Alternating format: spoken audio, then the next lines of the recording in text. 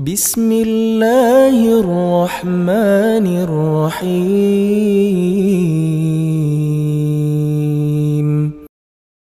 Assalamualaikum warahmatullahi wabarakatuh. Alhamdulillah.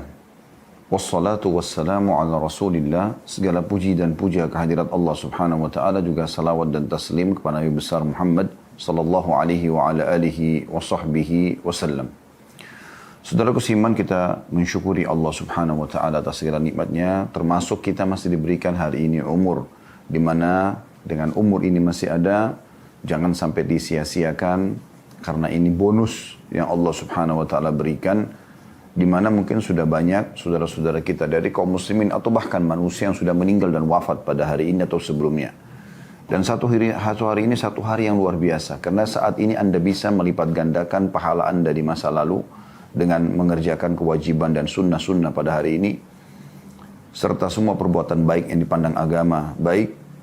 Dan juga kalau Anda memiliki kesalahan di masa lalu, Anda punya kesempatan untuk taubat nasuha atau kembali kepada Allah subhanahu wa ta'ala, sehingga dosa-dosa Anda yang nanti akan melilit Anda di akhirat dan membuat Anda terjerat masuk ke dalam neraka bisa dimaafkan. Oleh karena itu teman-teman sekalian, renungi di awal pembukaan kita perkataan Abdullah bin Umar radhiyallahu anhuma, kalau engkau tiba di pagi hari jangan tunggu sore hari, karena tidak ada jaminan kita masih bisa hidup. Dan kalau engkau tiba di sore hari jangan tunggu pagi hari, karena juga sama tidak ada jaminan kita masih bisa hidup sampai esok hari. Oleh karena itu hari ini adalah hari emas kita, maksimalkan agar kita bisa ibadah kepada Allah subhanahu wa ta'ala.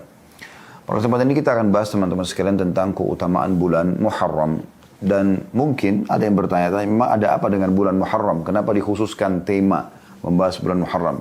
Nah, ini pentingnya kita membahas teman-teman sekalian. Satu bulan ini adalah bulan yang luar biasa, dan kita pada hari ini masuk di hari pertamanya.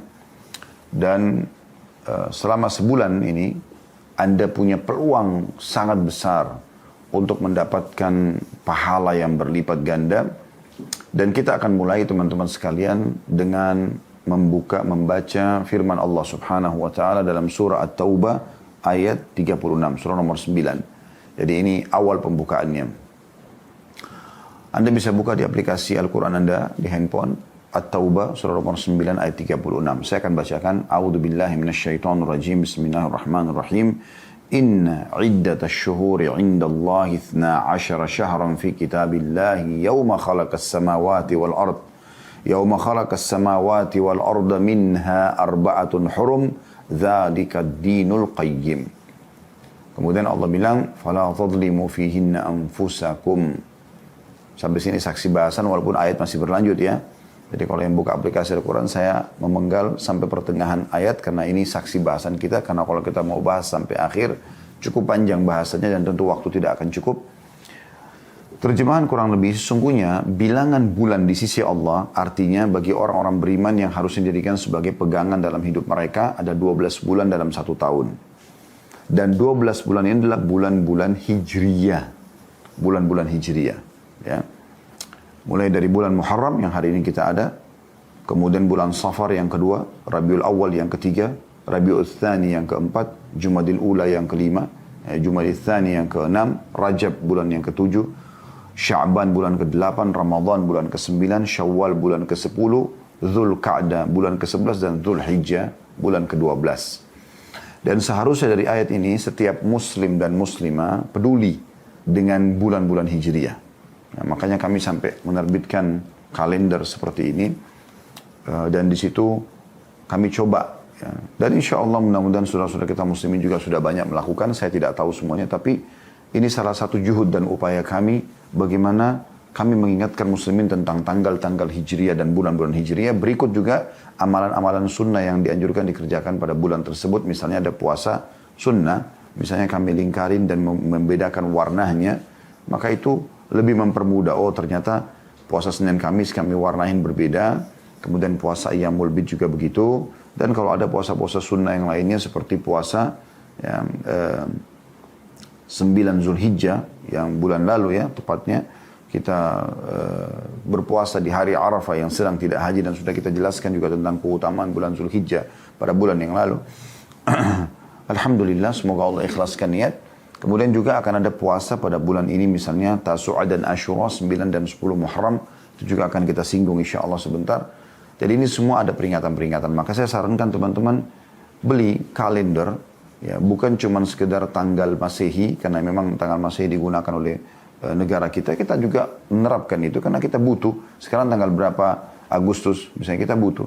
Ada 17 Agustus hari kemerdekaan kita mungkin kita butuh tahu. Atau tanggal-tanggal merah yang diliburkan oleh pemerintah kita. Atau misalnya kita ingin janjian dengan orang tanggal berapa, partner bisnis, keluarga dan seterusnya. Atau tanggal safar, kita butuh tanggal-tanggal Masehi karena itu memang yang digunakan di negara kita. Tapi kita juga jangan lupa tanggal-tanggal Hijriyah karena ini sebenarnya bulan-bulan Hijriyah, bulan yang Allah tentukan yang harusnya jadi pegangan setiap muslim. Kami waktu masih di Saudi, ya, subhanallah saya dan teman-teman itu sudah jadi umum di kalangan kami dulu mahasiswa. Kami tidak tahu tanggal berapa sekarang Masehi. Ya, apalagi di waktu kami masih di Madinah. Belum ada handphone seperti sekarang ya di tahun 90-an, di era 90-an. Kalau tidak salah handphone itu pada saat kami balik di tahun 98, 99 itu baru ada handphone yang dulu yang keluaran awal. Tapi di awal-awal kami masih pakai sering telepon koin kadang-kadang ya kalau mau telepon ke keluarga.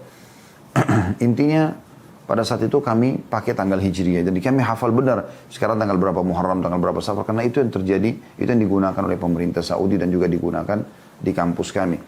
Tapi ini terlepas daripada itu, kami berharap cuma sederhana bagaimana teman-teman kita muslimin coba berlomba-lomba menerbitkan kalender bagipun yang menerbitkan itu ya. Jangan lupa selalu sisipkan di situ tanggal Hijriyah, bulan Hijriyah. Dan sisipkan juga peringatan untuk kaum muslimin agar mereka, kalau hari Senin Kamis itu dilingkarin. Ada di bawah ditulis keutamaan tentang puasa Senin Kamis. Kalau Ayyamul Bid juga dibedain warnanya kemudian ditulis. Seperti itulah kurang lebih. Anda bisa buat kalender meja seperti ini. Anda bisa buat kalender yang dipasang di dinding. Anda bisa jadikan sebagai sebuah program yang menarik. Untuk Anda bagi-bagikan kepada orang-orang. Agar mereka juga punya peringatan yang berhubungan dengan masalah itu. Allah mengatakan, saya kembali ke terjemahan tadi At-Taubah ayat 36, sungguhnya bilangan bulan pada sisi Allah ada 12 bulan. Sudah kami sebutkan tadi nama-nama 12 bulan tersebut. Allah mengatakan dalam ketetapan Allah di waktu dia menciptakan langit dan bumi. Maksudnya Allah sudah tentukan dari pertama diciptakan langit dan bumi 12 bulan ini. Dan di antaranya ada 4 bulan yang hurum atau dimuliakan. Itulah ketetapan agama yang lurus. Maka jangan pernah kalian menzalimi diri kalian, terutama di 4 bulan tersebut. Nah, kita akan garis bawahi teman-teman dari surah At-Taubah, surah nomor 9 ayat 36 ini, dipotongan dan di antara 12 bulan itu ada 4 bulan yang dimuliakan, maka jangan kalian zalimi diri kalian di 4 bulan itu. Maksudnya jangan sampai melakukan kemaksiatan. Tentu Allah maafkan orang yang melakukan, tapi ini seorang muslim dan muslimah lebih berhati-hati. Keempat bulan ini maksudnya disebutkan dalam sebuah hadis Nabi SAW dalam hadis sahih.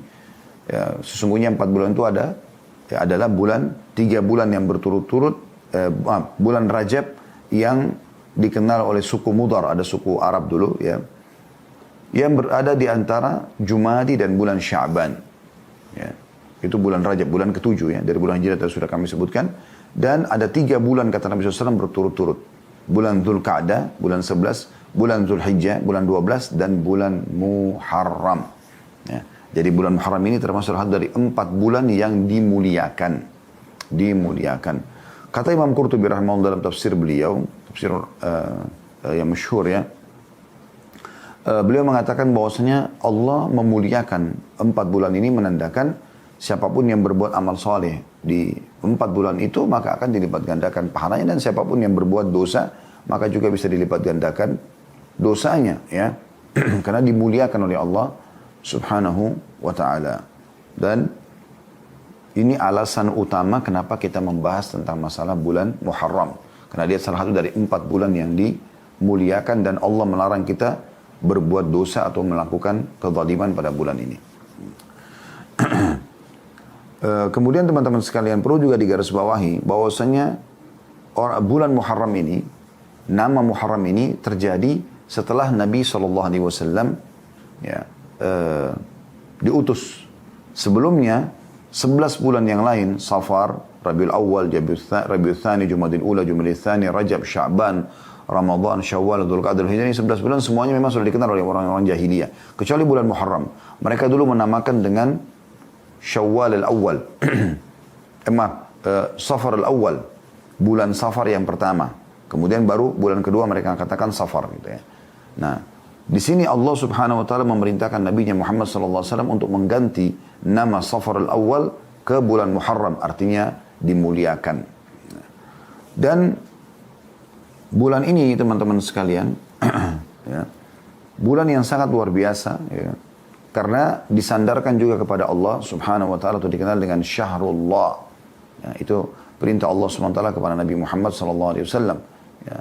Sementara bulan-bulan lain tidak ada dinisbatkan kepada Allah Subhanahu wa taala karena mulianya bulan ini. Karena mulianya bulan ini, ya. Dan Az-Zuhri mengatakan kana al-muslimuna yu'azzimuna al-ashhurul hurum. Perlu diketahui bahwasanya para sahabat Nabi, kaum muslimin yang pertama, itu para sahabat Nabi ridwanullah alaihim, menghormati bulan-bulan yang dimuliakan ini. Sebagaimana dinukil oleh Abdul Razzaq dalam musannafnya di nomor 17.301. Dan perlu juga Anda ketahui teman-teman sekalian, 4 bulan ini juga sebenarnya dimuliakan oleh orang-orang Quraisy, Rajab, Dzulqa'dah, Dzulhijjah dan bulan Muharram. Di bulan ini mereka tidak berperang. Mereka betul-betul memuliakan bulan ini, gitu kan? Nah, mereka pada zaman sebelum Nabi SAW diutus, orang-orang Quraisy atau orang-orang Arab hidup dari peperangan. Hidup dari peperangan. Jadi mereka saling serang satu sama yang lain, lalu berebut gembalaan dan seterusnya. Itu zaman jahiliyah tentunya. Tidak kita hubungkan dengan orang-orang Arab sekarang yang masuk Islam dan sudah beriman kepada risalah Nabi Muhammad SAW, karena mereka sudah tentu mengikuti syariat Allah SWT, sebagaimana semua yang ikuti syariat Allah SWT, dari orang Melayu, dari orang hitam, dari Afrika, orang bule, akan sama ada standarisasi syariat Allah SWT, baik itu mengejar tingkat tertinggi dari akhlak yang mulia, ya, kemudian menjaga hubungan yang baik dengan Allah, juga menjaga hubungan baik dengan manusia. Tapi di masa jahiliyah mereka begitu, mereka hidup dari peperangan. Maka orang-orang Mekah dulu membentuk satu tim, ya, namanya Ahlun Nasi. Yang Allah SWT mengatakan dalam Al-Quran, A'udzubillahi minasyaitonir rajim, innaman nasi'u ziyadatun fil kufur. Nasi itu, ya, adalah tambahan di atas kekufuran mereka. Apa itu nasi? Mereka memuliakan bulan wilayah haram dan mereka memuliakan bulan-bulan dimuliakan ini. Tapi karena mereka hidup dari peperangan, maka di 4 bulan ini susah bagi mereka. Kelamaan kalau mereka tidak berperang. Maka mereka membentuk satu tim, dikenal dengan Ahlun Nasi. Mereka ini khusus punya wewenang untuk mengubah-ubah nama. Misalnya, pas tiba bulan Rajab, mereka tidak boleh berperang. Maka mereka mengatakan, udah, khusus orang ini bisa mengatakan, ini bukan Rajab sekarang. Kita Sya'ban sekarang. Rajab nanti bulan depan aja. Dia ubah-ubah gitu. Atau dia mengganti-ganti nama. Jadi kacau susunan bulan-bulan Hijriyah ini. Kacau sekali pada saat itu. Ya. Misal bulan ini mereka mau perang. Pas bulan Dzulqa'dah misalnya. Dzulqa'dah bulan Muharram. Mereka ganti. Mereka balik. Dzulqa'dah dimajukan di bulan Syawal. Syawal diundurkan. Jadi dikacaukan seperti itu. Sehingga mereka sudah tidak tahu lagi urutan yang sebenarnya. Urutan yang sebenarnya. Kemudian Nabi SAW kembali menata bulan-bulan tersebut. Hadis yang masyhur dalam masalah hadis Bukhari dan Muslim. Dinukil dari Abu Bakar radhiyallahu anhu bahwasanya Nabi SAW bersabda, ini pas di haji wada, ya. Haji perpisahan Nabi SAW dengan umatnya. Karena itu haji pertama dan haji terakhir Nabi SAW. Beliau mengatakan, Az-zamanu kadistadara kahayatihi yawma khalaqas samawati wal ard. Ya. Yawma khalaqallahu samawati wal ard. Sesungguhnya zaman sudah mulai berputar sebagaimana ketika Allah menciptakan langit dan bumi. Jadi mulai sekarang Nabi SAW tata lagi pada saat itu. Mana Muharram, mana Safar, mana Rabiul Awal, dan urutan yang benar. Sudah kembali lagi. Setelah dikacaukan oleh orang-orang Quraisy pada masa jahiliyah mereka. As-sanatu 12 syahran. Ketahuilah 1 tahun itu hitungannya 12 bulan. Minha arba'atun hurum. Ya. Minha arba'atun hurum. Di antaranya ada 4 bulan yang dimuliakan. Thalathatun, ya, mutawaliyatun Dzul Qa'dati wa Dzul Hijjati wal Muharram. 3 bulan yang berentetan, berurutan satu sama yang lain. Dzul Qa'dah, Dzul Hijjah dan bulan Muharram. Bulan 11, bulan 12 dan bulan 1. Ya. Wa Rajabun mudara alladhi baina Jumada wa Sya'ban. Dan bulan Rajab yang dikenal oleh suku Mudar yang terhimpit antara bulan Jumada dan bulan Sya'ban. Itu bulan ke-7 ya. Bulan Jumada di bulan yang ke-6 dan bulan Sya'ban bulan yang ke-8. Maka di sini Nabi SAW dalam hadis sahih ini mengembalikan urutan-urutan yang sudah dikacaukan oleh ahlun nasi tadi. Dan menghapus semua tradisi jahiliyah itu. Kemudian teman-teman sekalian, bulan ini, bulan Muharram ini, bulan dikenal dengan bulan Allah Subhanahu wa taala sebagaimana dalam hadis yang sahih riwayat Muslim dari Abu Hurairah radhiyallahu anhu bahwasanya Nabi sallallahu alaihi wasallam bersabda, "Afdhalus shiyami ba'da Ramadan syahrullahil Muharram." Ketahuilah bahwasanya sebaik-baik puasa setelah Ramadan adalah puasa di bulan Allah, bulan Muharram. Perhatikan Nabi SAW mengatakan bulan Allah. Dan Nabi SAW tidak pernah menyebutkan ini pada bulan-bulan lain. Tidak pernah Nabi SAW mengatakan Safar bulannya Allah. Ramadan pun tidak dikatakan bulannya Allah. Bulan ibadah iya. Bulan buat umat Islam iya.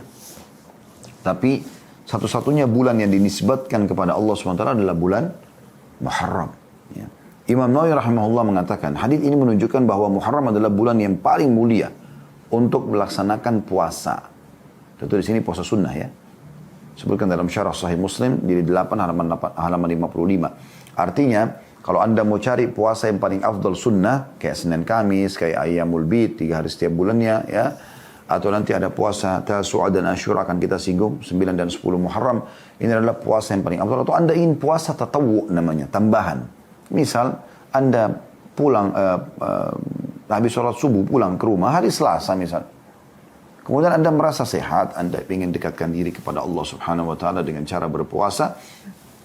Maka pada saat itu Anda mengatakan saya ingin puasa. Selama tidak ada yang membatalkan puasa tadi ya, selepas subuh. Anda belum makan, belum minum, belum berhubungan biologis sama istri misalnya.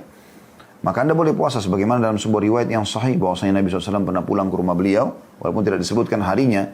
Ya, tapi yang jelas ini bukan Senin dan Kamis karena hal Senin dan Kamis Nabi SAW sudah tidak bertanya lagi tentang makanan. Beliau bertanya kepada Ummul Mukminin Aisyah radhiyallahu anha, apakah kalian punya makanan? Kata Aisyah, tidak ada ya Rasulullah. Artinya hari ini tidak ada makanan di rumah. Kata Nabi SAW, kalau begitu hari ini aku puasa. Dan ini puasa sifatnya tatawu, tambahan. Ya, dan ini bisa Anda lakukan di bulan Muharram, memperbanyak puasa di bulan Muharram. As-Suyuti berkata, rahimahullah, ya, dalam syarah Suyuti ala Sahih Muslim ya, jadi beliau juga pernah mensyarah Sahih Muslim di jilid 3 halaman 252. Beliau mengatakan sementara bulan yang dinamakan Syahrullah, dinamakan bulan Allah, sementara bulan lain tidak mendapat gelar itu karena nama ini, bulan Muharram, nama Islami. Berbeda dengan bulan-bulan lainnya. Nama-nama bulan lain sudah dikenal di masa jahiliyah. Tadi saya sebutkan Safar, Rabiul Awwal, Rabiul Tsani, Jumadil Ula, Jumadil Tsani, Rajab, Sya'ban, Ramadan, Syawal, Dzulqa'dah, Dzulhijjah, mereka sudah kenalin. Muharram tidak. Orang-orang jahiliyah dulu menyebutkan bulan Muharram ini dengan Safar al-Awwal. Yani, Safar sebenarnya bulan kedua ya. Dan mereka mengatakan Safar yang pertama. Kemudian ketika Islam datang, Allah mengganti namanya dengan bulan Al-Muharram. Artinya termuliakan. Dan nama ini, ya, sehingga nama bulan ini Allah sandarkan kepada dirinya atau dikenal dengan Syahrullah. Juga nama bulan ini diberikan juga julukan ya, dengan Syahrullahil Asam. Artinya bulan Allah yang sunyi. Makna sunyi di sini artinya muliakan. Sunyi dari dosa. Ya, sunyi dari pelanggaran di bulan Muharram itu. Ya, ini jadi bulan-bulan yang kita muliakan. Ya. Kemudian di bulan Muharram ini ada hari yang lebih dispesialiskan lagi, lebih dikhususkan lagi. Ya, lebih diistimewakan, maaf, ini lebih tepat bahasanya, lebih diistimewakan. Yaitu dikenal dengan 10 Muharram atau hari Ashura. Ini hari yang paling dimuliakan oleh manusia umumnya yang beriman kepada Allah. Orang-orang Yahudi memuliakan hari ini. Ya, mereka berpuasa di tanggal 10 Muharram. Walaupun pendapat yang paling sahih di antara ulama-ulama kita di zaman sekarang mengatakan Yahudi sudah tidak puasa lagi hari ini. Itu di zaman Nabi SAW. Ya. Nah, sekarang ini mereka sudah tidak puasa lagi dengan hari 10 Muharram ini. Yang jelas dalam riwayat Ibnu Abbas diceritakan, beliau pernah menyampaikan, "Lamma qadimal Madinata wajadahum yasumuna yauman." Ketika Nabi SAW tiba di Madinah, Nabi SAW mendapatkan Yahudi sedang berpuasa satu hari. Yakni Ashura. Tepatnya mereka puasa tanggal 10 Muharram. Faqalu hadha yaumun azim. Dan orang-orang Yahudi pada saat ditanya, kenapa kalian puasa? Mereka bilang ini adalah hari yang agung.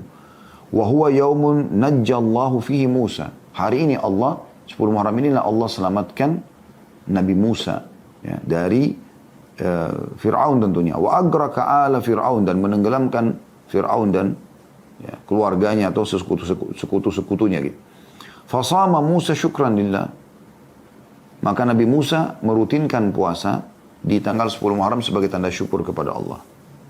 Faqala, maka Nabi SAW bersabda, ana awla bi Musa minhum. Ya.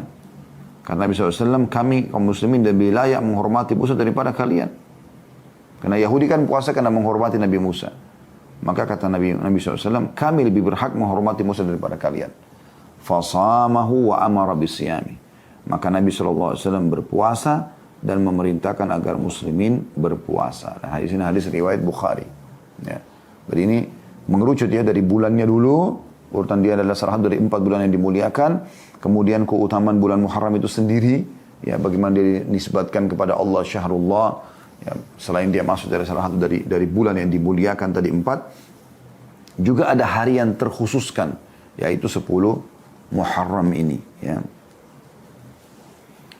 Hasan Basri berkata tentang masalah bulan Muharram ini juga, Inna Allah iftataha as-sana bi syahri haram wa khatamaha bi syahri haram, falaysa syahru fi as-sanati ba'da syahri Ramadan a'zamu inda Allah minal Muharram.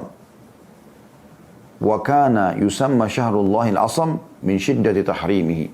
Artinya, sesungguhnya Allah telah membuka awal tahun dengan bulan Muharram dan menutup juga akhir tahun dengan bulan Muharram. Artinya, awal bulan dari 12 bulan Hijriah itu bulan Muharram. Ditutup juga selesai Zulhijjah dengan awal pembukaan bulan Muharram. Ya. Tidak ada bulan dalam setahun setelah bulan Ramadan yang lebih afdal daripada bulan ya, Muharram ini. Dan dulu bulan ini dikenal dengan Syahrullahil Asam, atau bulan Allah yang sunyi, sunyi dari kemaksiatan, karena sangat mulianya bulan ini. Ada beberapa hal yang perlu digarisbawahi teman-teman sekalian berhubungan dengan masalah ini, yaitu pentingnya orang melakukan puasa sunnah di bulan Muharram ini. Tapi yang dia fokus terutama, ya, walaupun dia memperbanyak secara umum, ya, boleh dia puasa apa saja sebagaimana saya jelaskan tadi, Senin Kamis jangan luput, kemudian Ayyamul Bidnya, dia berusaha maksimal yang dia bisa lakukan. Tentu ini sunnah, bukan paksaan. Anda kalau tidak kerjakan juga tidak berdosa, tapi kesempatan Anda mengerjakan kalau Anda bisa.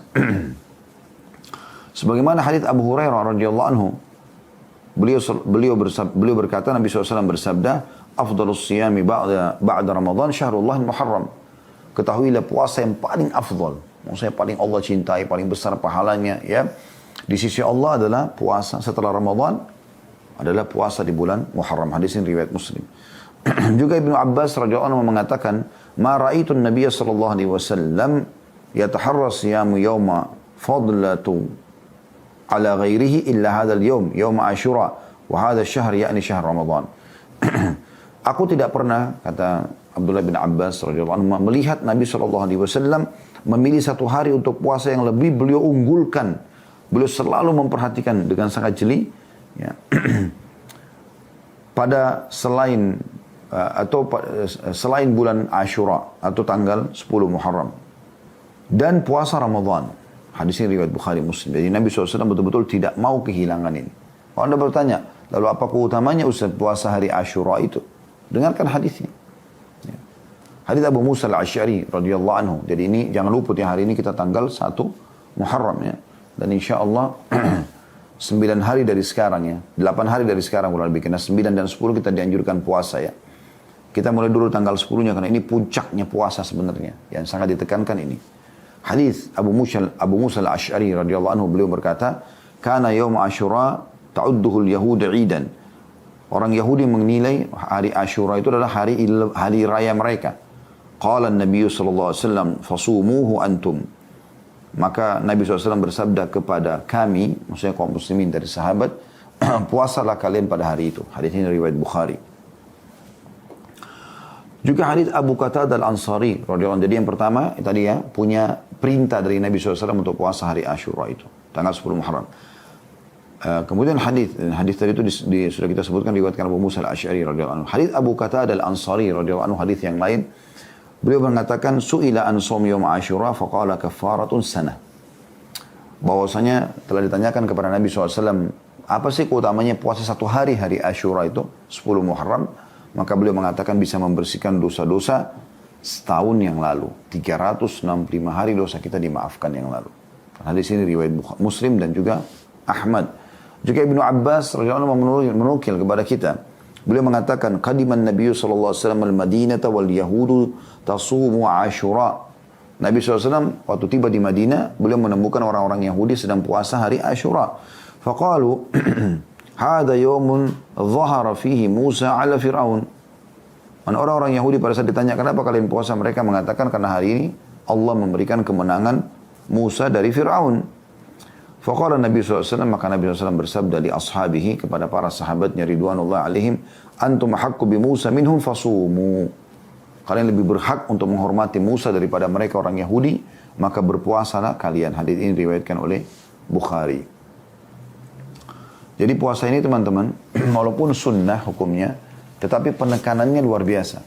Nah, penekanannya luar biasa, apalagi keutamaannya bisa mendapatkan pembersihan dosa setahun yang lalu atau 365 hari. Ya.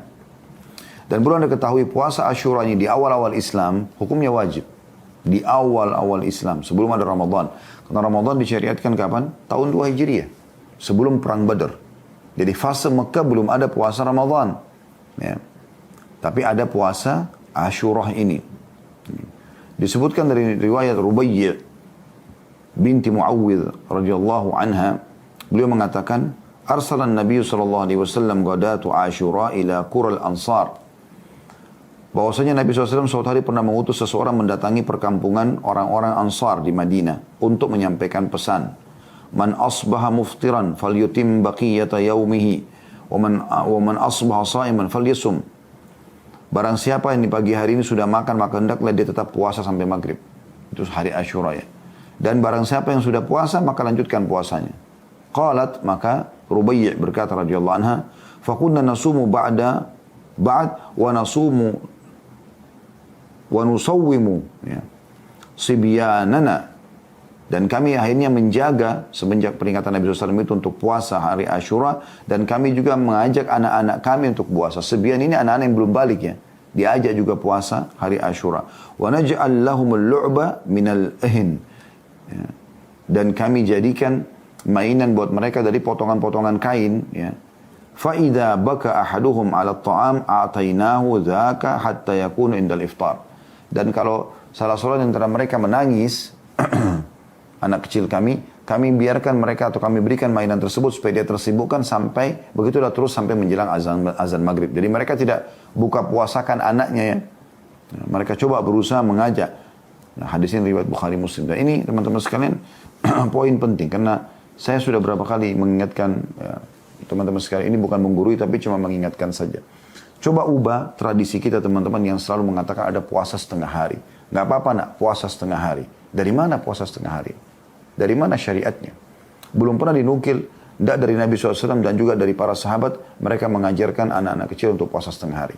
Bahkan riwayat Rubayy' ya, radhiyallahu anha ini, sahabat Nabi yang mulia ini, beliau mengatakan kami bahkan mengajak anak-anak kami puasa Asyura, itu puasa sunnah loh ya.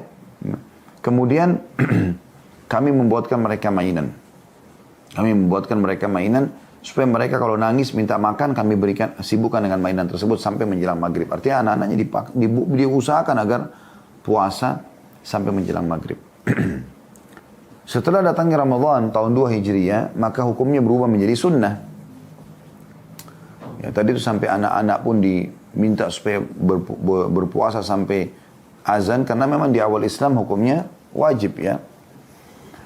Setelah datang Ramadan, maka puasa Asyura menjadi sunnah. Sebagaimana Aisyah Ummul Mukminin radhiyallahu anha berkata, "Kana yawm Asyura tasumuhu Quraisyun fil jahiliyah, Hari Ashura ini termasuk hari yang dipuasai oleh orang-orang Quraisy di masa jahiliyah. Falamma qadima al-Madinah tasamahu wa amara bisiyami. Waktu Nabi SAW masuk ke Madinah, maka beliau melaksanakan puasa Ashura dan memerintahkan sahabat untuk berpuasa. Falamma farada Ramadan taraka yawm Ashura, wa man syaa shamahu wa man syaa tarakah. Pada saat Ramadan disyariatkan, maka Nabi SAW tidak lagi mewajibkan dan beliau memberikan kelowongan, siapa yang mau berpuasa silakan Ashura dan siapa yang tidak mau berpuasa juga silakan. Hadis ini riwayat Bukhari Muslim. Artinya teman-teman sekalian, di awal Islam dia wajib, tapi kemudian menjadi sunnah setelah Ramadan datang. Ya. Jadi kita bisa bayangkan tadinya ini puasa sunnah ini wajib. Beda dengan Senin Kamis, beda dengan Ayyamul Bid yang tidak pernah wajib dia sebelumnya. Puasa hari Arafah tidak ada kewajiban, tapi puasa hari Ashura awalnya wajib. Nanti setelah datang Ramadan selama sebulan baru puasa Ashura yang sehari ini menjadi sunnah. Artinya sangat luar biasa kedudukannya. Hanya saja teman-teman sekalian, kita sangat dianjurkan oleh Nabi SAW, selain menjaga puasa Ashura, mengikutkan Ashura dari kata-kata Ashara yang berarti 10 ya. Kita dianjurkan juga menambah dengan puasa Tasu'a atau puasa tanggal 9-nya. Beranjak daripada hadis Ibnu Abbas radhiyallahu anhuma, beliau menceritakan hina shama Rasulullah sallallahu alaihi wasallam yaum Ashura wa amara bisiyami, pada saat Nabi SAW melaksanakan puasa Ashura dan memerintahkan sahabat untuk melaksanakannya, qalu ya Rasulullah innahu yaumun ta'zumuhu al-yahud wan nasara. Wahai utusan Allah, hari ini yang kita sedang Anda suruh puasa ini hari yang diagung-agungkan oleh orang Yahudi dan orang Nasrani, sementara mereka tidak sejalan dengan kita. Faqala Rasulullah SAW, maka Nabi SAW bersabda, dan pada saat itu pas hari Ashura, orang-orang lagi puasa, Nabi juga lagi puasa sallallahu alaihi wasallam. Ya. Maka beliau mengatakan, fa idza kana al-'am al-muqbil insyaallah sumna al-yawm at-tasi'. Kalau begitu nanti kalau kita masih hidup tahun depan, ya, kita akan ikutkan puasa ini 10 ini dengan puasa 9 dengan izin Allah. Qala falam ya'ti al-'am al-muqbil hatta tufi Rasulullah sallallahu alaihi wasallam. Hanya saja pada saat sebelum tiba Muharram tahun depan, wafatlah Nabi sallallahu alaihi wa ala alihi wa sahbihi wasallam. Ini hadis diriwayatkan oleh Imam Bukhari. Ada sebagian orang yang mengatakan puasa juga tanggal 11-nya. Ya. Ini perlu diluruskan dulu ya, perlu dijelaskan supaya lebih jelas ke depannya ya. Sebagian ulama berpendapat dianjurkan puasa tanggal 11 Muharram setelah puasa Ashura. Pendapat ini berdasarkan hadis yang diriwayatkan Ahmad dan Al-Bazzar. Ini dasarnya dulu ya. Kenapa mereka mengatakan ada puasa tanggal 11 juga? Kan kalau 9-10 sudah jelas dalilnya tadi. Hadis-hadis yang sahih riwayat Bukhari dan Muslim. Kalau ini puasa tanggal 11-nya. Belanjak daripada hadis ya, yang mereka anggap hadis ini ya, berbunyi sumu yawma Ashura wa khalifu fihi al-yahud wa sumu qablahu yawman aw ba'dahu yawman. Puasalah hari Ashura dan jangan sama dengan puasanya orang Yahudi. Puasalah sehari sebelumnya atau sehari setelahnya. Hadis ini dihasankan oleh Syekh Ahmad Syakir.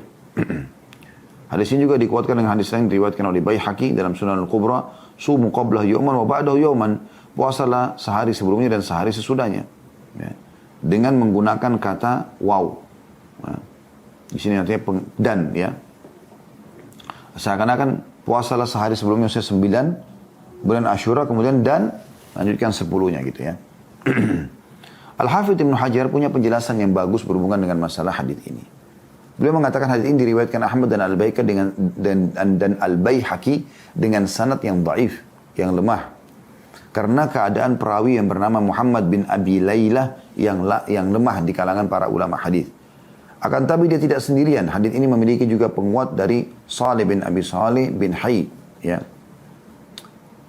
Demikian juga keterangan Syekh Muhammad bin Salih al-Munajjid. Sementara itu ulama lain berpendapat bahwa puasa tanggal 11 tidak disyariatkan. Jadi ada yang mengatakan dia dianjurkan karena dalilnya tadi itu. Ya. Kemudian sebagian ulama yang lain mengatakan puasa 11 tidak disyariatkan. Karena hadis ini sanadnya lemah. Sebagaimana keterangan Al-Albani dan Syekh Shu'aib Al-Arnaud dalam ta'liq Musnad Imam Ahmad atau menanggapi Musnad Imam Ahmad ya. Hanya saja dianjurkan untuk melakukan puasa 3 hari jika dia tidak bisa memastikan 1 Muharram. Jadi kalau misalnya orang ragu nih, 1 Muharram masuk kapan sih? Kan kita sekarang sudah pasti nih hari ini kita masuk 1 Muharram. Kalau orang masih ragu, karena tertutup mirip dengan Ramadan. Sudah masuk belum Ramadan gitu kan. Orang kan biasa melihat bulan ya. Nah kalau dia ragu belum masuk, supaya tanggal 9 dan 10-nya tetap dapat, maka dia puasa juga dengan tanggal 11-nya. Nah itu Imam Ahmad katakan, ya, yang memang menukir riwayat ini ya. Karena beliau meriwayatkan hadis tentang puasa sehari dan sebelumnya, sebelum Asyura maksudnya, dan puasa sehari sesudahnya.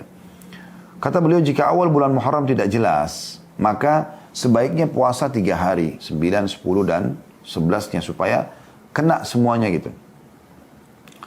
Ibnu Sirin menjelaskan, beliau mempraktikkan hal itu agar lebih yakin untuk mendapatkan, ya, maaf, ini keterangan dari Ibnu Sirin dinukil oleh Imam Ahmad. Ibnu Sirin sebelum Imam Ahmad. Ya. Kemudian Imam Ahmad mengatakan beliau mempraktikkan, maksudnya Ibnu Sirin, hal itu agar lebih yakin untuk mendapatkan puasa 9 dan 10. Selain daripada itu juga, puasa 3 hari, 9, 10 dan 11, ya, masuk dalam cakupan hadis yang menganjurkan memperbanyak puasa di bulan Muharram, sebagaimana hadis Abu Hurairah radhiyallahu anhu, hadis riwayat Muslim, sebaik-baik puasa bulan setelah Ramadan adalah puasa bulan Allah Muharram. Ya, bulan Muharram. Jadi kalau ada orang yang ragu, Muharram sudah masuk belum sih tanggal 1-nya? Nah dia ragu. Keraguan dia ini teman-teman sekalian, boleh dia lakukan puasa 3 hari. Anjurannya, karena ini sunnah semua. Anda kerjakan juga tidak ada masalah. Anda tidak kerjakan juga tidak ada masalah. Ya. Tetapi yang sedang dibahas ini adalah tingkatan hadis yang dikhilafi oleh para ulama atau ulama berikhtilaf tentang masalah hadis ini bisa diterima atau tidak, tentang puasa sehari sebelumnya atau puasa sesudahnya. Tapi yang paling bijak di sini adalah kita ikut pendapat Imam Ahmad rahimahullah, di mana beliau menukil hadis ini, karena itu diriwayatkan Ahmad dengan Al-Bazzar kan hadisnya. Beliau mengatakan kalau orang ragu, bisa saja Imam Ahmad mengatakan sudah enggak, puasa aja, karena memang hadisnya ada begini. Karena beliau menukil riwayat itu kan. Tapi beliau mengatakan bagi orang yang ragu 1 Muharram sudah masuk atau belum, maka sebaiknya dia puasa 9, 10 dan 11 agar ya dia bisa memastikan 9, 10 dia dapatkan. Nah, begitu maksudnya. Ya, tapi kalau ada pun orang mau puasa 3 hari ini, walaupun dia sudah tahu pasti tanggal 1 Muharram sudah masuk, kita sekarang sudah tahu pasti, maka itu boleh saja, karena ini puasa sunnah. Dan dia masuk dalam keumuman dalil hadis yang menganjurkan agar memperbanyak puasa di bulan Muharram. Seperti itu kurang lebih gambaran yang disampaikan. Sekarang pertanyaan muncul, apakah boleh orang puasa tanggal 10 saja tanpa mengikuti 9-nya? Ya. Atau orang ada halangan 9, dia boleh nggak supaya dapat puasa 2 hari itu 10 sama 11? Ya. Maka ini khilaf panjang lebar di antara para ulama. Ya. Dinukil dari Syekh bin Baz rahimahullah, beliau mengatakan, sebagian ulama berpendapat puasa tanggal 10 saja hukumnya makruh. Kata beliau, tanggal 10 saja hukumnya makruh.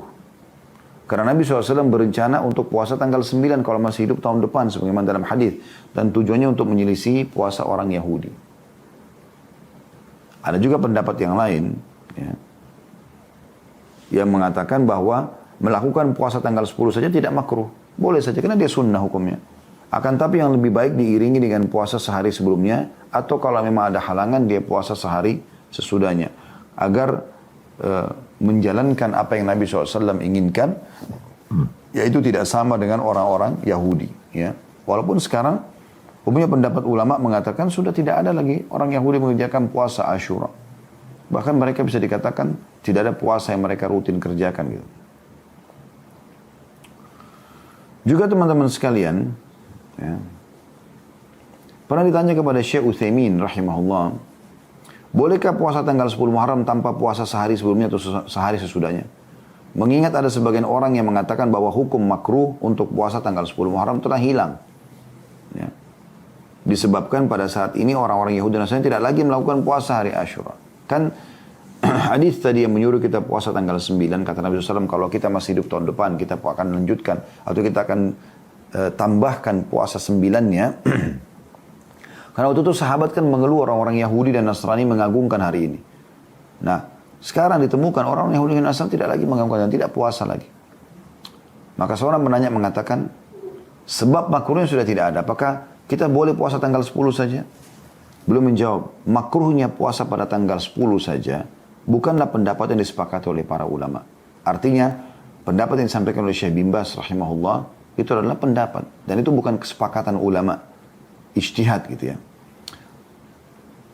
Di antara mereka ada yang berpendapat tidak makruh melakukan puasa tanggal 10 saja. Namun sebaiknya dia berpuasa sehari sebelumnya dan sehari sesudahnya. Dan puasa tanggal 9 lebih baik daripada puasa tanggal 11. Maksudnya yang lebih baik dia berpuasa sehari sebelumnya. Karena Nabi SAW mengatakan jika kita masih hidup tahun depan, maka kita akan hubungkan 10 ini dengan 9. Dan beliau mengatakan pendapat yang lebih kuat adalah melaksanakan puasa 10 saja hukumnya tidak makruh. Akan tetapi lebih baik diiringi dengan ya sehari sebelumnya atau sehari sesudahnya. Dan ini poin penting yang harus digarisbawahi teman-teman sekalian. Ya. Baik, intinya jangan kehilangan puasa hari Asyuranya. Kalau Anda mampu puasa 9 dan 10 itu yang paling baik. Kalau Anda tidak bisa, Anda puasa 10 dan 11 supaya bertolak belakang dengan orang-orang Yahudi kalaupun mereka masih ada yang puasa. Walaupun pendapat sebagian orang, ya, sekarang mereka sudah tidak puasa. Tapi kalau Anda tidak punya kesempatan kecuali satu hari saja, Anda boleh lakukan. Dan itu pendapat kata Syekh Utsaimin rahimahullah, pendapat yang paling kuat tadi ya. Artinya tidak makruh hukumnya, boleh saja orang itu puasa 10 saja ya. Tapi lebih baik seseorang tidak menyia-nyiakan masalah ini. Baik, ada beberapa hal juga yang perlu kita garis bawahi di sini teman-teman. Ada beberapa hadis yang lemah berhubungan dengan bulan Muharram. Jadi sebaiknya jangan diamalkan ya. Yaitu hadis yang pertama, dan ini hadis yang fatal sekali karena dia maudhu, hadis yang dusta gitu ya. Mereka menukil dari Nabi SAW, padahal sebenarnya bukan dari Nabi. Itu disebutkan oleh Ibnul Jauzi dalam Al-Mawdu'at. Buku Mawdu'at, hadis-hadis tentang maudhu, jilid 2 halaman 199. Dan Asy-Syaukani juga sebutkan dalam Al-Fawaid. Ya. Al-Majmu'ah, Al-Fawaid Al-Majmu'ah halaman 45. Hadis yang berbunyi kurang lebih terjemahnya begini. Siapa yang berpuasa 9 hari pertama bulan Muharram, maka Allah akan bangunkan untuknya satu kubah di udara yang memiliki 4 pintu, tiap pintu jaraknya 1 mil. Nah, ini hadis kalau Anda dengar, hadis sudah dipalsukan oleh dua ulama ini, Ibnul Jauzi rahimahullah dalam Al-Mawdu'at dan juga Asy-Syaukani dalam Al-Fawaid Al-Majmu'ah. Kemudian walaupun ada pendapat yang mengatakan ya surah Al-Fajr ayat-ayat pertamanya itu a'udzubillahi minasyaitonirrajim yang berbunyi bismillahirrahmanirrahim wal fajri wa layalin 'ashr ya. Ini ada yang pendapat mengatakan demi waktu subuh dan 10 malam berturut-turut. Mereka mengatakan ini, ada pendapat yang mengatakan ini adalah 10 awal bulan Muharram. Tapi pendapat yang paling kuat itu adalah 10 awal bulan Dzulhijjah. Jadi anjuran puasanya bukan 9 hari berturut-turut, tapi tanggal 9 dan 10-nya sebagaimana sudah kita sebutkan tadi. Hadis yang kedua adalah hadis yang disebutkan oleh Asy-Syaukani masih sama dalam kitab Al-Fawaid Al-Majmu'ah di halaman 45. Beliau mengatakan hadis ini juga termasuk masyhur. Mereka mengatakan hadis, makanya saya tidak katakan Nabi SAW bersabda ya, karena hadis ini hadis palsu menurut beliau. Siapa yang berpuasa hari terakhir bulan Dzulhijjah dan hari pertama bulan Muharram, hari terakhir bulan Dzulhijjah, tanggal terakhir Dzulhijjah dan masuk 1 Muharramnya, dia puasa 2 hari. Berarti dia telah mengakhiri penghujung tahun dan mengawali tahun baru dengan puasa. Allah jadikan puasanya itu sebagai kafarat atau pembersihan dosa-dosa selama 5 tahun. Ya. Jadi hadis ini juga masyhur ya. Di Indonesia sebagian dari orang mengamalkan ini. Artinya puasa hari terakhir bulan Muharram, bulan Dzulhijjah, akhir tahun, dan puasa di awal tahun 1 Muharram. Ini kalau orang puasa maka dapat pembersihan dosa 5 tahun. Ini hadisnya palsu. Ya. Anda bisa kembali ke kitab Al-Fawaid Al-Majmu'ah di halaman 45 oleh Asy-Syaukani. Hadis yang ketiga, sesungguhnya Allah, ini hadis juga disebutkan masih sama. Ya, Al-Fawaid Al-Majmu'ah oleh Asy-Syaukani di halaman 46, satu halaman setelahnya. Sesungguhnya Allah mewajibkan Bani Israel berpuasa sehari dalam setahun, yaitu hari Asyura. Ya. Hari ke-10 bulan Muharram. Karena puasalah kalian di bulan Muharram dan berilah kelonggaran atau makan dan pakaian baru untuk keluarga kalian. Karena inilah hari di mana Allah menerima taubat Adam alaihissalam. Nah ini hadis sama juga. Dikatakan oleh beliau tidak benar hadisnya ya. Makanya ada orang bahkan disampaikan di khutbah Jumat kadang-kadang di bulan Muharram disuruh untuk menambahkan nafkah, memberikan baju baru keluarga. Padahal hadis ini tidak benar. Jadi nukil oleh Asy-Syaukani, dikatakan hadis ini tidak benar dalam Al-Fawaid Al-Majmu'ah di halaman 46. Jadi tidak ada hubungannya antara bulan Muharram dengan perbuatan-perbuatan ini. Kemudian hadis yang keempat, hadis ini juga disebutkan oleh Albani dalam silsilah hadis dhaifah nomor 412, yaitu hadis siapa yang berpuasa sehari di bulan Muharram maka untuk satu hari puasa itu dia mendapatkan puasa 30 hari. Satu hari puasa pahalanya 30 hari. Ini hadisnya lemah. Ya. Hadis yang kelima adalah hadis ya, disebutkan juga oleh Albani dalam Dhaif Al-Jami' As-Saghir nomor 1805 yang berbunyi kurang lebih terjemahnya bulan yang paling mulia adalah bulan Muharram. Ya, puasa paling afdal bulan Muharram ini adalah iya. Ya. Tapi kalau dikatakan bulan Muharram adalah bulan yang paling mulia, seakan-akan mengalahkan Ramadan, maka ini hadis yang lemah. Yang keenam adalah hadis yang disebutkan juga oleh Albani dalam Dhaif Al-Jami' As-Saghir nomor 7069, yaitu hadis yang berbunyi Adam pemimpin umat manusia adalah Adam, pemimpin bangsa Arab adalah Muhammad, pemimpin bangsa Romawi Suhaib Ar-Rumi, ini nama sahabat Nabi ya, pemimpin bangsa Persia Salman Al-Farisi, pemimpin bangsa Habasya Bilal bin Rabah, pemimpin gunung adalah gunung Sina, pemimpin pohon adalah Bidara, pemimpin bulan adalah Muharram, dan pemimpin hari adalah Jumat. Dan hadis ini dikatakan oleh beliau adalah hadis yang palsu, hadis maudhu, dan bukan hadis yang benar. Oleh karena itu teman-teman harus hati-hati, jangan sampai kita melakukan hal-hal yang keliru dalam masalah ini. Poin terakhir teman-teman sekalian sebelum kita buka pertanyaan, berhubungan dengan masalah beberapa hal-hal yang keliru yang dikerjakan oleh sebagian muslimin di bulan Muharram ini. Yang pertama, mereka menganggap bulan Muharram bulan yang sial. Ini saya pernah dengar kami kena dari Sulawesi Selatan, ada keyakinan sebagian orang ya, tidak semuanya, mengatakan bahwasanya bulan ini adalah bulan yang panas ya, sehingga mereka tidak mau menikah di bulan Muharram, mereka tidak mau pindah rumah di bulan Muharram, tidak mau beraktivitas ya, walaupun itu positif dalam syariat di bulan Muharram. Mungkin ini juga saya tidak tahu di suku-suku yang lain, tapi ini ada kebiasaan ini. Ini harusnya tidak boleh ada. Di bulan ini justru paling mulia kalau Anda menikah, karena bulan Muharram bulan mulia ya. Anda boleh menikah, Anda boleh pindah rumah, Anda boleh memulai usaha, dan tidak boleh sama sekali tiarah ya, menggantungkan nasib pada waktu seperti ini, tidak boleh, atau kita menganggap adanya kesialan. Tidak ada yang namanya hari sial dalam syariat Allah Subhanahu wa taala. Semua hari baik, tapi ada hari yang lebih baik dari yang lain, iya, lebih afdal. Seperti hari Jumat misalnya, iya. Bulan Ramadan, bulan Muharram ini lebih baik dari bulan lain, iya, itu ada. Tetapi teman-teman sekalian bukan berarti yang lainnya sial, gitu kan? Mirip juga di Indonesia ada tradisi menganggap hari Selasa hari sial. Ini saya pernah ngalami sendiri, ada salah satu anak dari sahabat ayah saya di Makassar, atau saya masih di Makassar belum pindah ke Jakarta. Dia minta pekerjaan kemudian masuk bergabung sama kami di yayasan. Kemudian hari pertama dia kerja, saya berikan dia kendaraan motor, kemudian minta dia untuk pergi ke satu lokasi. Subhanallah dia lama sekali nggak balik. Setelah dia balik, ternyata dia luka-luka gitu. Terus dia ceritakan kalau dia jatuh tabrakan dan ada orang yang dia tabrak itu ikut bersama dia ke klinik orang tua kami. Akhirnya kita obatin dan selesai. Pada saat sementara diobatin orang tersebut, ya kita coba berikan juga ganti rugi terhadap motor dia karena kesalahan memang dari pihak teman kita ini.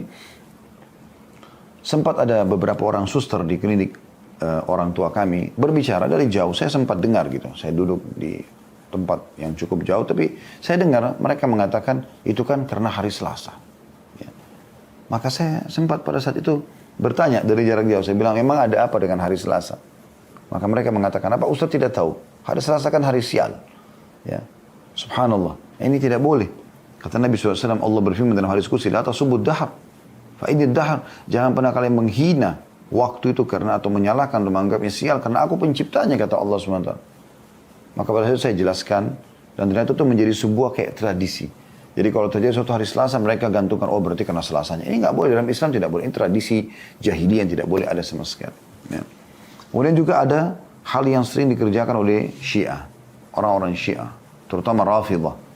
Mereka menganggap karena Husain radhiyallahu anhu terbunuh di Karbala di tanggal 10 Muharram, maka mereka pada hari itu keluar, kemudian mereka menunjukkan kesedihannya ya, dengan memakai baju hitam, kemudian mereka memadamkan cahaya, mereka mengajak anak-anak keluar di pinggir jalan, bahkan mereka melukai tubuh mereka dengan pisau, ya, kepala, badannya, bahkan anak kecil pun dilukai, ya, karena menganggap peduli terhadap Husain radhiyallahu anhu. Ini perbuatan yang keliru sekali. Belum pernah dinukil satupun dari para sahabat Nabi Ridwanul Alim yang masih hidup di masa itu, ya. Ada Abdullah bin Umar, ada Abdullah bin Abbas, banyak. Ada Jabir bin Abdullah, ada Usama bin Zaid dan yang lainnya. Belum pernah dinukil mereka melakukan itu karena meninggalnya Husain. Padahal mereka hidup di masa meninggalnya Husain. Dan ahli sunnah wal jamaah meyakini Husain radhiyallahu anhu mati syahid. Tapi bukan berarti kita bersedih berlebihan akhirnya sampai membuat, ya, kita malah menyakiti diri kita, melukai. Tidak boleh. Allah SWT mengatakan, ya, wala taqtulu anfusakum, jangan kalian bunuh diri kalian. Inna Allah kana bikum rahimah. Allah sangat sayang dengan kalian. Kenapa harus dibunuh diri kita? Kenapa harus sakitin? Bahkan kalau anda lihat cuplikannya di YouTube itu luar biasa gitu. Sampai mereka menaruh beling-beling, mereka guling-guling di situ berdarah-darah. Ini semua tidak pernah menyakiti diri. Nggak boleh sama sekali. Kita yakin sebagai seorang muslim, Husain mati syahid radhiyallahu anhu. Dan Allah memilih beliau untuk mati syahid pada saat itu. Kuasa Allah subhanahu wa ta'ala. Kalau Allah ingin terjadi. Sebagaimana Umar bin Khattab juga terbunuh dengan Abu Lu'lu' al-Majusi dan seterusnya, ya. Jadi jangan sampai ada yang ikut-ikutan dengan masalah seperti ini. Ini acara ritual mereka dan tidak boleh ahli sunnah ikut dalam masalah ini. Ini terlalu berlebihan, akhirnya membuat jadi masalah ini, ya. Kemudian ada kelompok yang lain juga justru gembira karena bertolak belakang dengan Syiah. Mereka menganggap harus bertolak belakang dengan Syiah, maka kita bergembira justru di tanggal 10 Muharram. Bukan niatnya karena adalah bulan Muharram, bulan yang mulia. Bukan karena itu. Kan kalau kita gembira sepanjang tahun atau sepanjang bulan Muharram. Dan juga kita muliakan yang tanggal 10-nya dengan berpuasa. Kan gitu. Itu yang Nabi SAW perintahkan. Bukan gembira karena orang Syiah malah sedih. Nah ini keliru juga ini, ya. Syekh Islam Ibnu Taimiyah rahimahullah berkata, dulu di Kufah terdapat kelompok Syiah yang mengkultuskan Husain. Maksudnya berlebihan, ya. Pemimpin mereka adalah Al-Mukhtar bin Ubaid Al-Thaqafi, Al-Kadzab, dikenal julukannya Al-Kadzab, pendusta orang ini. Ada juga kelompok An-Nasaibah, ya, atau penentang, yang membenci Ali bin Abi Thalib dan keturunannya. Ini juga ngawur gini, ya. Salah satu pemimpin kelompok mereka adalah Al-Hajjaj bin Yusuf Al-Thaqafi. Maka ini dua-duanya ada, ya. Kata beliau si pendusta adalah Mukhtar bin Ubaid, ya. Sedangkan si perusak adalah Hajjaj bin Yusuf Al-Thaqafi. Dua-duanya salah ini dalam pemahaman mereka. Orang Syiah menampakkan kesedihan di hari Ashura, sementara orang Khawarij menampakkan kegembiraan.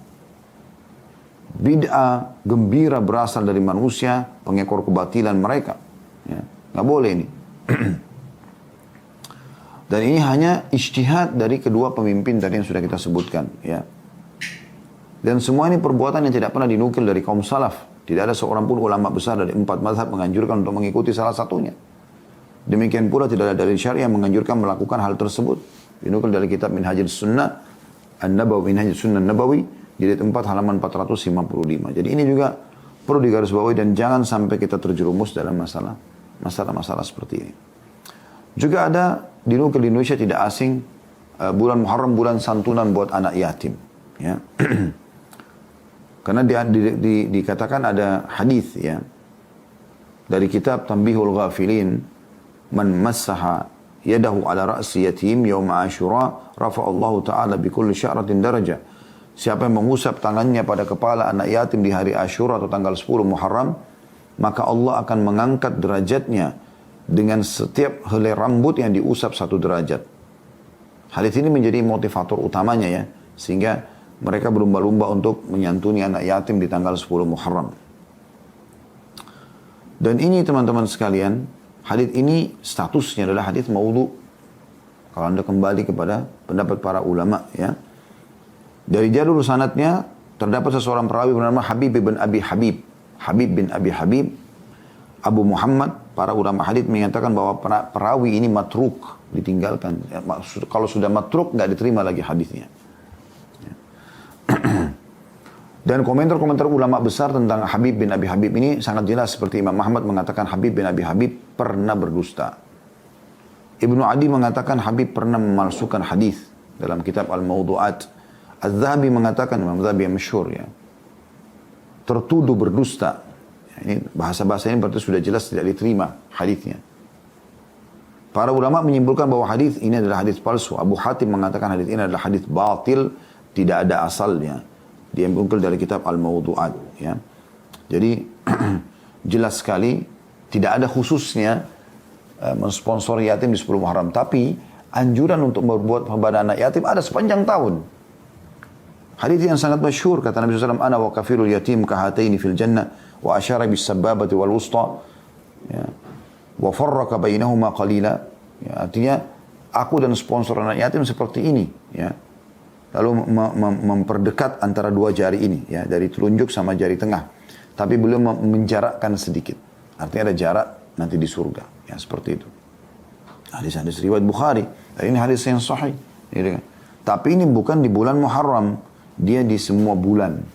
Dan hadis tadi jelas ada Habib bin Abi Habib yang dikenal orangnya itu berdusta. Dan ini penting teman-teman sekalian untuk digaris bawahi, Allahu a'lam bis-shawab. Ya. Subhanaka Allahumma wa bihamdik, ashhadu an la ilaha illa ant, astaghfiruka wa atubu ilaik.